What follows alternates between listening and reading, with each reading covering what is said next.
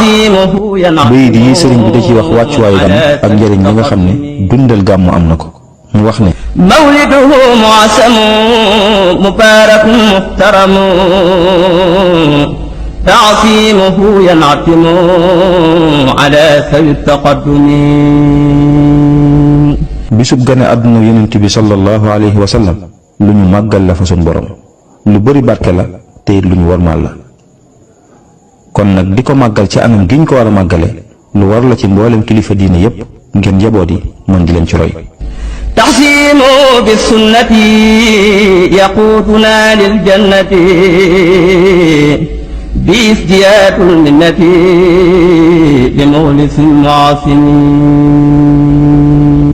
màggal gane àdduna yonent bi ci anam giñ ko war a defee bokk na ci li muy jëriñ mooy dañuy wommat ba tàbbal ñu aljanna te it képp ku koy def te di ko sellal dina ko yokki xéewal ci zaahir ak ci baatin.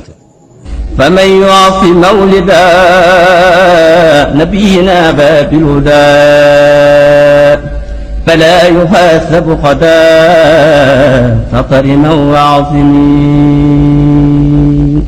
képp kuy màggal gane àdduna yonent bi sallallahu alayhi wa sallam nga xam ne bu ëllëgee kenn du ko xisaab maanaam ay jëfam kenn du ko natt waaye buy dem rek di tabbi aljanna kon yow jullit bi na nga koy màggal te di ko warmaal. faman yu'assi mawlida xayril baraaya ahmada